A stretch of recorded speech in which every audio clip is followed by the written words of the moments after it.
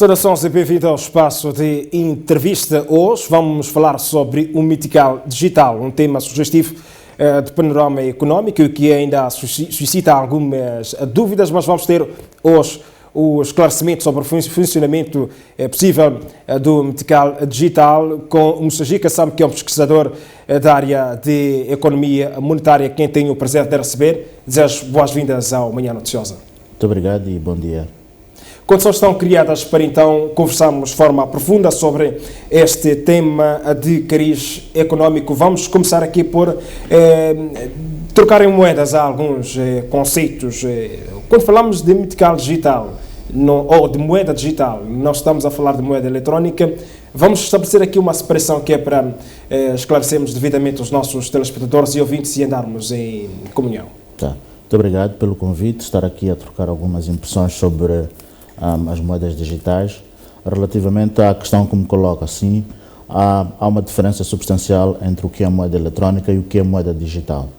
Exato. O que é moeda eletrónica? Moeda eletrónica é aquilo que tem paridade em moeda física, que é transacionado por canais eletrónicos, não é? Normalmente cartões bancários ou carteiras móveis ou carteiras eletrónicas. A moeda digital é um conceito muito mais amplo e muito mais avançado. Exato. Dentre outras características, permite descentralizar a atuação do Banco de Moçambique, não é? Quando eu falo a descentralizar a atuação do Banco de Moçambique, é que atualmente, para eu poder fazer chegar este Mitical aos cidadãos, eu preciso de utilizar os intermediários, que normalmente são bancos, instituições financeiras, exato, e instituições de moeda eletrónica, que são basicamente como as operadoras de telefonia móvel. Exatamente. O conceito do Mitical Digital é um conceito em que o Banco Central não precisa destes intermediários e consegue colocar a moeda diretamente às pessoas na sociedade. E num conceito em que o próprio Banco de Moçambique regula todo o funcionamento desta moeda. Exatamente. É toda centralizada no Banco Central. Portanto, ela tem 4 propriedades, nomeadamente a questão da moeda digital. Portanto, é emitida pelo Banco Central. Portanto, tem a questão da expressão de unidades monetárias. A expressão de unidades monetárias e em termos de acessibilidade é amplo, não é restrito, como no caso do Mitical. Eu só tenho acesso ao Mitical se eu tiver uma destas plataformas. Portanto, exato. E ela pode ser ou por via de contas bancárias ou por via de tokens. Portanto, isso é uma questão que é de decisão de design tecnológico por parte do regulador. Portanto, são algumas propriedades, características que o Mitical Digital poderá ter, diferentemente do Mitical físico. E esta moeda permite o mesmo manuseamento de transferência, pagamento de serviços? Com muito mais rapidez e muita facilidade. Como é que começa? Tem que ser criada uma plataforma pelo Banco Central para permitir esta transação? Sim. O design tecnológico, quando o regulador faz o design tecnológico, ela deve fixar como é que é o parâmetro de ação, exato, não é? De que forma que ela vai usar, se vai continuar a usar contas bancárias ou se vai utilizar tokens, que são carteiras eletrónicos que recebem códigos alfanuméricos, não é? E por via disso podem-se fazer, pode chegar muito mais longínquamente e sem aquela estrutura toda que temos atualmente. Vamos falar sobre a situação de Moçambique em relação ao uso de moeda digital. Como é que está o nosso país? Sabido que há aqui projeto de criação de um Mitical Digital. Vamos olhar para o nosso panorama. Bom, eu ia começar um bocadinho relativamente ao panorama em África. Vários bancos centrais a nível da África já vieram ao público dizer que estão a trabalhar em conceitos de moedas digitais. É o caso da Tanzânia, Angola, Ruanda, exatamente. E concretamente a África do Sul já está em testes muito mais avançados, mais concretamente no sistema bancário. Nenhum país africano já tem em uso moeda digital? Ou já criou, nenhum Banco Central já criou e aprovou uma moeda digital? Ainda não. E pelo mundo também, apesar de se estar em testes mais avançados, nomeadamente a China, a Suécia, e a própria na Ásia, penso que é Singapura e Camboja, mas de todos eles ainda não se começou a fazer o uso massivo. A China é que já atingiu cerca de 10 milhões de pessoas em testes relativamente a isso. Vamos voltar para a sua, portanto, intervenção sobre a situação em África. A África é um continente que teria bastante futuro e teria bastante prazer em adotar moedas digitais. Porquê a África? Pelas dificuldades que nós temos, nomeadamente a acessibilidade ao sistema financeiro, trazer inclusão financeira para as pessoas, não é? A África tem um grande potencial de penetração por via de telemóveis ou de carteiras móveis. Exato. E isso permitiria uma maior acessibilidade a este tipo de transações. A outra questão é que se nós optarmos por via de tokens e não de contas bancárias, poderíamos trazer uma enorme expansão dos serviços financeiros. Exato. Trazemos várias pessoas para dentro do sistema, financiá-los e por via disso também potenciá-los a serem inovadores, a serem empresários e por aí em diante.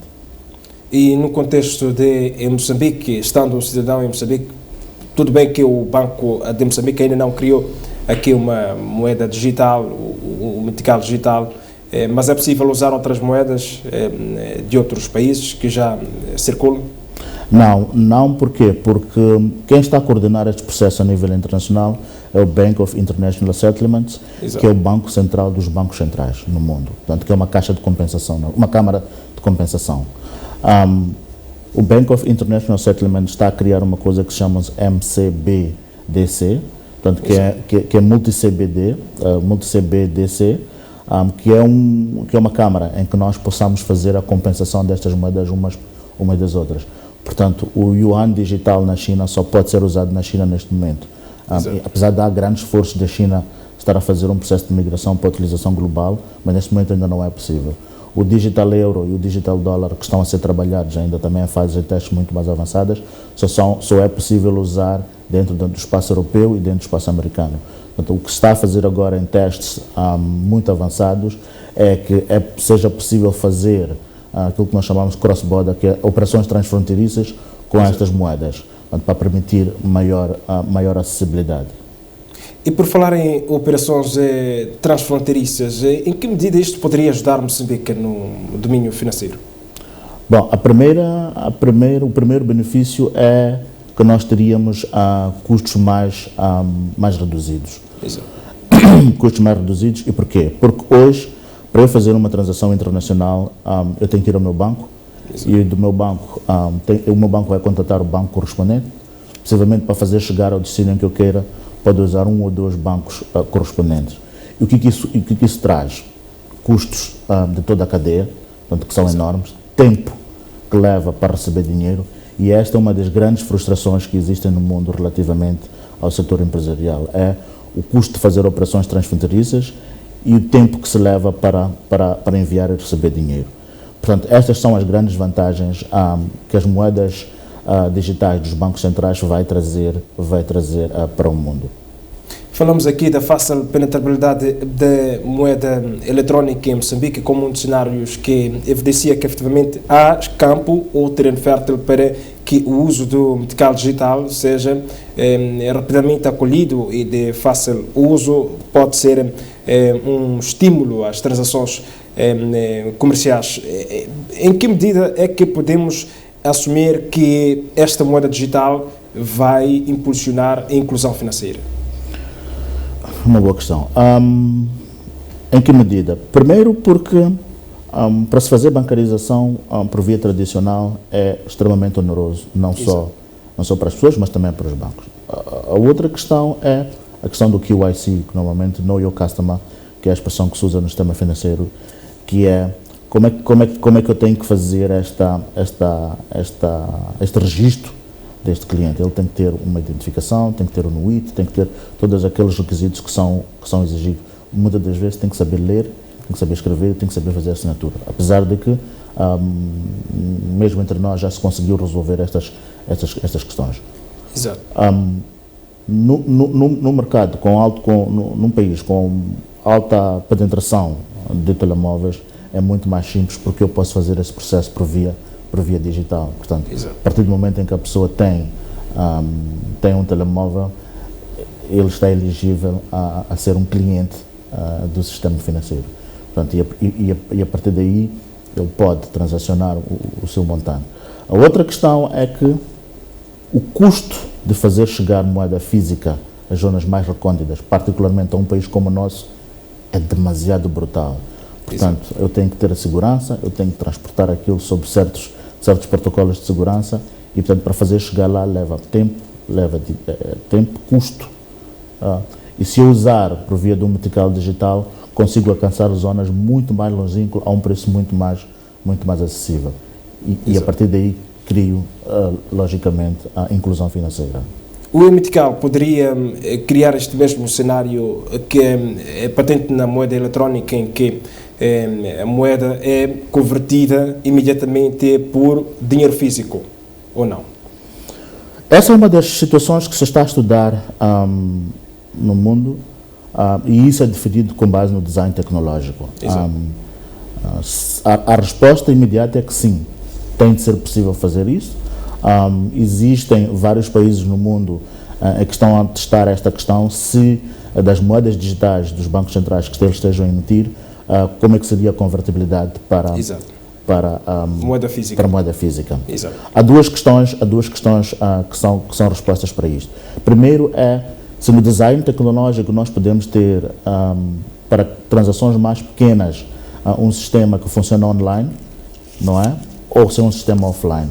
Em algum momento, o custo de transacionar montantes mais pequenos relacionados com o sistema online seja maior. Talvez seja mais fácil eu usar moeda física, ir ao café ou ir comprar pão e tirar a minha moeda física e pagar, do que necessariamente fazer a transação por via digital. Exatamente. Vamos olhar para o... No geral, para dizer que a tendência que se está a seguir é um sistema dual, em que teremos sim moeda eletrónica, moeda digital, e teremos também a moeda física.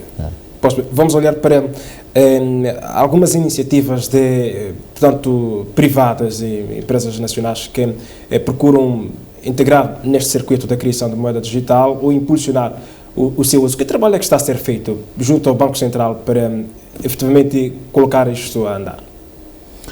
Bom, penso que a resposta tem sido sempre se baseado no comunicado do Banco Central. Exato. Em que eles basicamente dizem que não reculam e por via disso não tem controle, portanto não está sujeito à sua supervisão.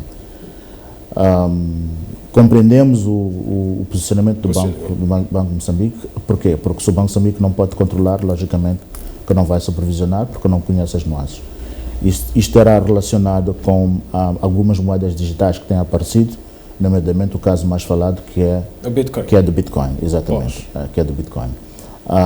Mas no total há cerca de 4.000 moedas, neste momento já deve estar em mais. O último estudo da Crypto.coin mostrava que existem mais de 4.000 moedas digitais pelo mundo, portanto todas elas privadas. O que representa um perigo muito grande para a soberania de um país. A moeda é parte da soberania de um país, e os bancos centrais, perdendo esse controle, também perdem a soberania sobre essa questão das transações. Sobretudo a regulação do sistema financeiro. Exatamente. Mais concretamente, branqueamento de capitais e financiamento do terrorismo, que é uma maior preocupação, aliás, que vem também vertido no comunicado do Banco de Moçambique relativamente ao Bitcoin. Isto porque não permite o rastreio do percurso desta moeda. Rastreabilidade, localização e por aí em diante. Portanto, o protocolo tem este problema, porque todo o sistema, relativamente, no caso concreto do Bitcoin, foi construído baseado em confidencialidade. É difícil conversar com Moçambique Samos sem citar o facto de ser o CEO da Inovtech, não sei se o pronunciei devidamente. Quero perceber qual é o papel que está a ser desenvolvido por empresas privadas, em particular a Inovtech, para assegurar o uso desta moeda em Moçambique ou as suas relações com quer empresas ou instituições estrangeiras. Bom, sim, a Inovtech, da qual eu sou CEO, tem o seu papel de fazer a dinamização e a divulgação destas moedas digitais, criar segurança para os utilizadores, não é? Exato. Uma das questões que é muito preocupante é que as pessoas vão perdendo as suas carteiras, vão sendo hackeadas e vão perdendo os seus valores. No caso concreto, o que nós fazemos é garantir essa estabilidade para os utilizadores. Fazemos parte do consórcio internacional, tanto sediado em Zurique, na Suíça, e do qual mantemos esta relação. E há uma percepção por parte de consumidores sobre a necessidade de cada vez melhor segurança em relação a transações financeiras? Sim, a nossa carteira eletrónica tem em uso em Moçambique cerca de 200 pessoas que baixaram a carteira e, portanto, adquiriram ou estão a transacionar com base na nossa moeda, que é a BSV. E o feedback que nós temos recebido é positivo. Permite, no caso concreto da nossa carteira, fazer operações transfronteiriças, permite fazer compras na África do Sul em supermercados, e estamos a avançar para um processo em que as pessoas possam ter acesso a um cartão e, com base nisso, fazerem também transações não locais, mas sempre transações internacionais. Isto pressupõe, para um campo mais específico e detalhado, pressupõe que não só os indivíduos, enquanto cidadãos do sistema financeiro, mas também as instituições, os estabelecimentos comerciais, bancos e outras instituições, também tenham uma consciência e adiram a este tipo de serviços ou permitam o uso deste tipo de moedas para que a transação realmente flua na moeda digital. Sim, concretamente em Moçambique não existe nenhum banco que esteja a fazer isso. Tendencialmente o que as pessoas fazem é usar sim o cartão bancário para fazer o processo de transferência, mas não podem fazer o withdraw. Há determinados bancos que aceitam, acho que é um ou dois, mas na maioria não permite este processo. E depois a outra questão é o custo que é cobrado para fazer esta transação por via disto, que desvirtua todo o conceito do ganho relativamente a isso. Em suma, muitos custos poderiam ser evitados com a aplicação ou o uso da moeda digital em Moçambique. Sim, muitos custos poderiam serem evitados. Vamos olhar para o panorama transfronteiriço. Há aqui alguma indicação de alguns estudos, outros especialistas que apontam que é um risco para economias emergentes. Para o caso de Moçambique, que tipo de riscos é que poderiam estar iminentes caso se adote este uso de metical? Bom, o metical digital traria os seus riscos. Uma das questões é como é que nós fazemos a convertibilidade disto para os turistas, por exemplo, que chegam. Exato. E a que custo isso seria feito? Como é que seria feito numa estrutura internacional pagamentos transfronteiriços? Portanto, como é que nós casávamos o nosso metical, o nosso design tecnológico com o design tecnológico das várias moedas dos bancos centrais? Portanto, e depois a outra questão era como é que seria a acessibilidade a isso? Mas tudo isso é definido a partir do design tecnológico. O design, quando o regulador, que neste caso que é o Banco de Moçambique, define o seu design tecnológico, ela define que tipo de tecnologia vai usar. Se vai usar blockchain ou se vai usar tecnologias combinadas. No caso concreto dos países que está a desenvolver com uma fase muito mais avançada, estão a usar na maioria a blockchain, mas não é a única tecnologia capaz de fazer isso. Há outros países que estão em verdade por tecnologias combinadas. Existem também, relativamente a isto, o risco é, se nós usarmos blockchain, e o Banco de Moçambique é uma entidade reguladora centralizada, como é que o Banco de Moçambique vai aceitar? Blockchain é descentralizar operações financeiras. Como é que o Banco de Moçambique vê esta questão da descentralização dessas operações financeiras a partir de um regulador para vários outros componentes dentro da rede que possam validar essas transações? Portanto, tem havido normalmente essa questão e há vários bancos também a levantarem o risco de haver intrusos neste processo. É complicado, mas é necessário. Vamos olhar para a circulação de moeda, portanto, digital pelo mundo. Falou aqui da existência de mais de 4.000 moedas e a mais conhecida é a Bitcoin, como fizemos a referência. Sobre isto, o Banco de Moçambique já se pronunciou, na medida em que alguns moçambicanos já começavam a aceder a esta moeda e a efetuar algumas transações no exterior. E o Banco de Moçambique posicionou-se dizendo que não regula e que não terá qualquer tipo de responsabilidade com fraudes relacionadas às transações com esta moeda. Enquanto pesquisador económico, sabemos que terá desenvolvido um estudo sobre as vantagens deste uso do MTCAL. Qual é efetivamente o posicionamento do Banco Central em relação a alguma abertura para a adoção? Os estudos, até aqui, o que é que apontam? Bom, relativamente ao Banco Central, nunca vimos uma comunicação oficial. Exato. Esperamos sobre todos a moeda digital. A moeda digital. Exato. Esperamos todos que o banco também possa comunicar da mesma forma que fez o Banco da Tanzânia, da Angola, do Ruanda Exato. e da África do Sul, também se possa pronunciar. Desculpa, a questão qual era?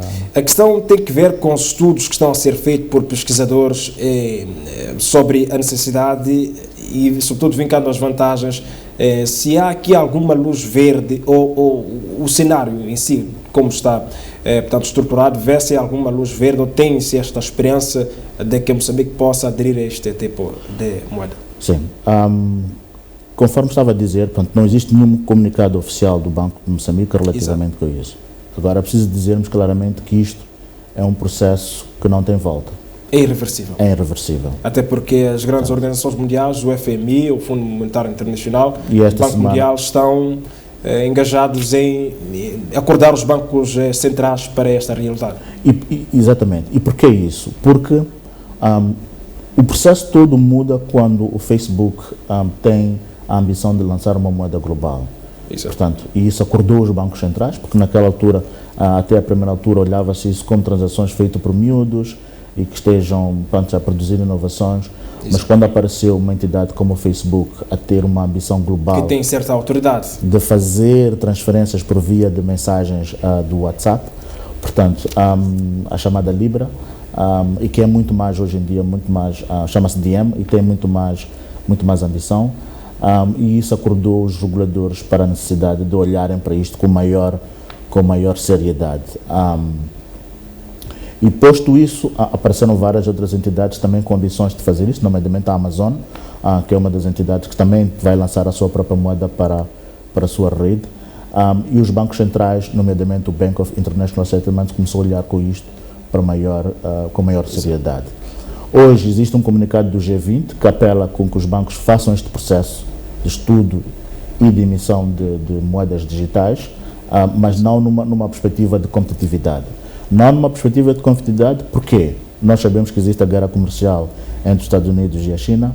A China está muito, mas muito avançada nesta questão do Central Bank Digital Currency, que é Banco Central para moedas digitais, e que já atingiu cerca de 10 milhões de pessoas. Portanto, está com uma infraestrutura tecnológica bastante desenvolvida, está a fazer 100% em blockchain, e que isso provocou uma corrida massiva se vai substituir o dólar como transação, como moeda de referência internacional, ou se íamos usar numa fase mais avançada o yuan digital. O próprio People of Bank of China já veio dizer que não é essa a ambição. Portanto, a ambição é de garantir inovação e de garantir maior segurança financeira, maior segurança nas transações financeiras e de reduzir custos nas transações transfronteiriças. Portanto, isto é um processo irreversível, e a fase mais avançada é que o próprio Bank of International Settlements já produziu um modelo de convertibilidade destas moedas. Portanto, está em fase de testes.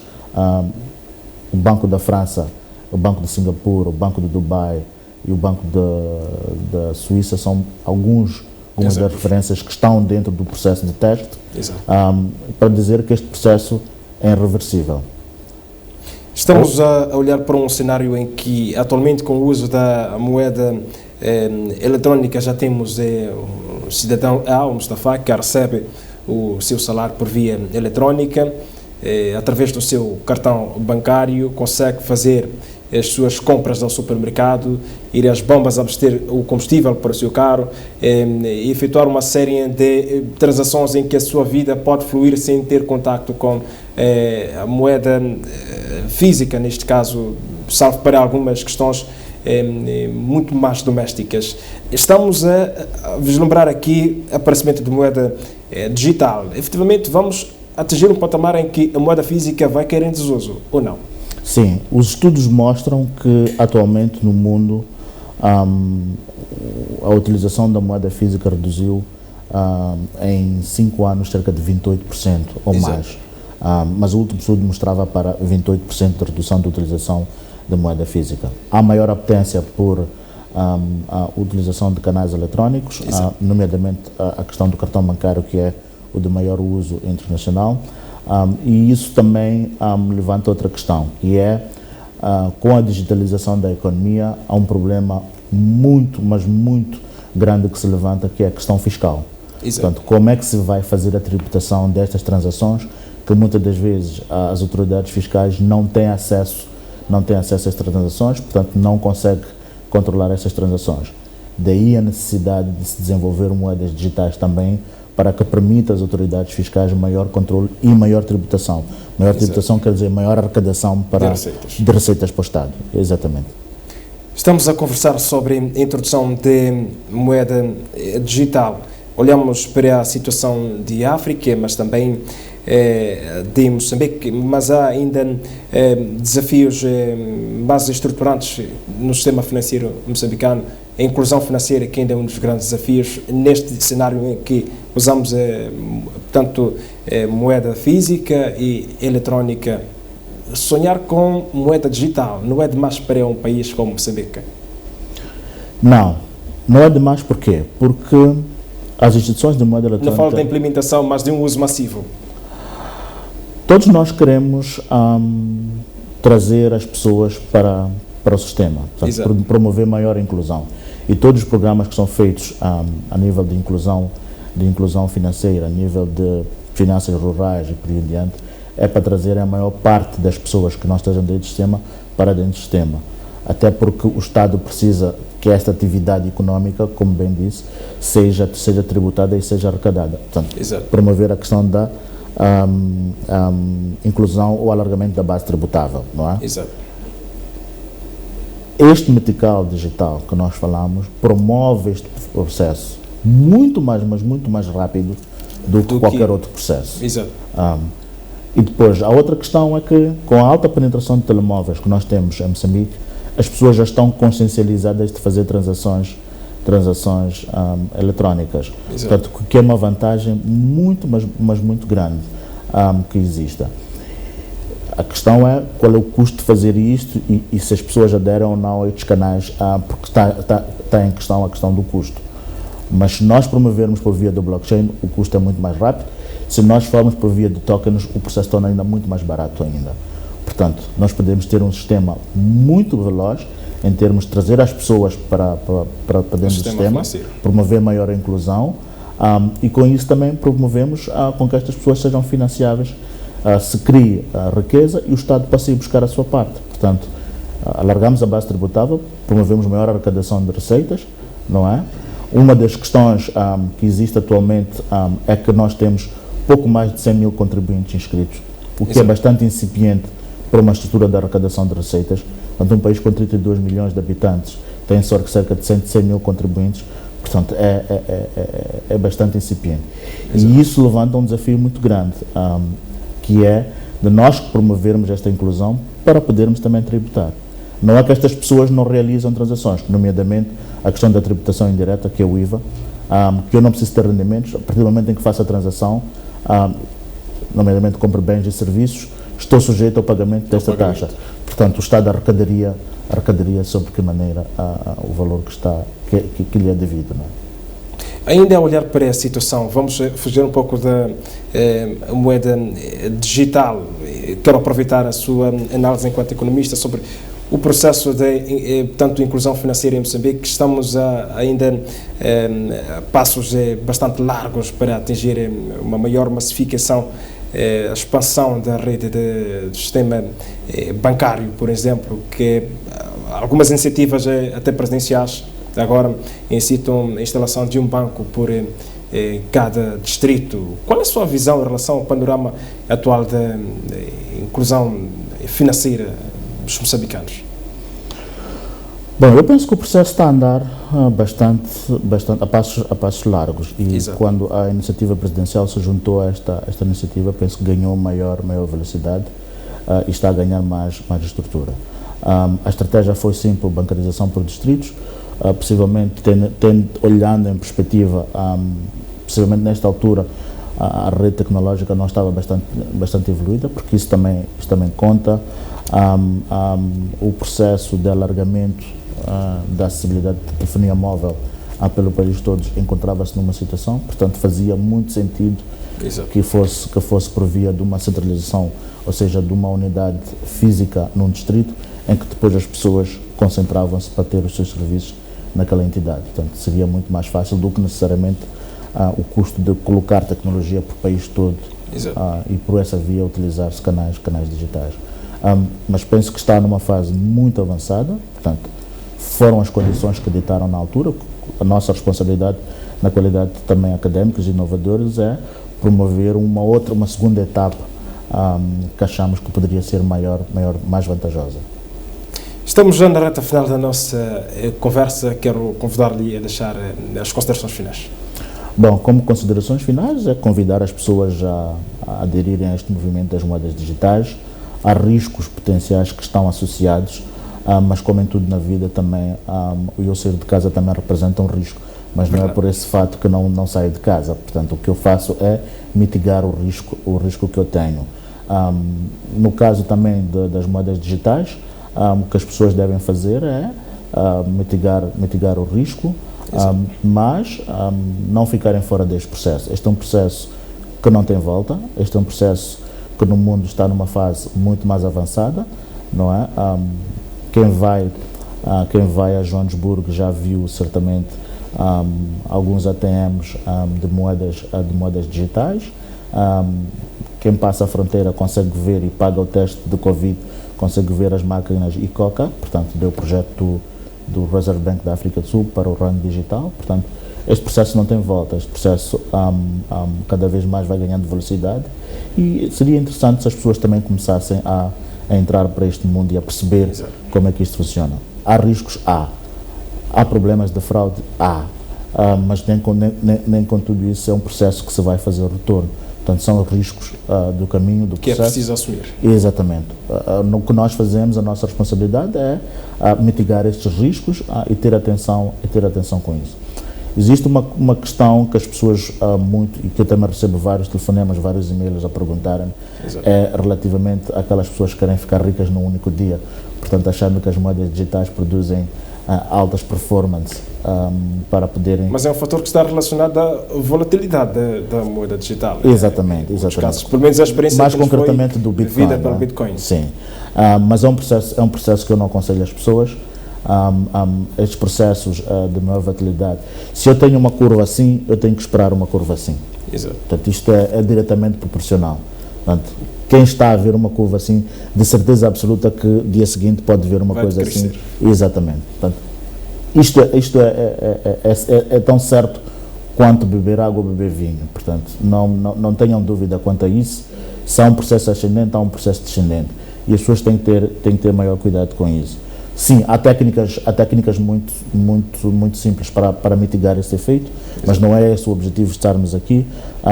O que as pessoas têm que fazer é começar a conhecer esse processo pouco a pouco, saberem o que é, como é que podem fazer, como é que podem ter uma carteira eletrónica, o que é blockchain, que é uma coisa bastante interessante e que é a maior inovação tecnológica depois da internet que a humanidade criou. Não é? E perceberem até que ponto isto vai mudar as nossas vidas, vai impactar as nossas vidas no futuro. Exato. Pois bem, estivemos a conversa com Moussaji Kassam, que é pesquisador da área de economia monetária. Falamos sobre o Mitical Digital. Agradeço bastante a sua presença, renovo compromisso para uma próxima oportunidade, assim que se julgar necessário. E assim terminamos este bloco de conversa, para si que nos acompanhou, da Rádio Mas em 94.1. Continue na companhia da sua restante emissão. Para si que nos vê da DSTV, TV Cabo e TMT, vamos ter para um brevíssimo intervalo. No segundo bloco voltamos para continuar a palmear o país, trazendo notícias de atualidade nacional. Até já.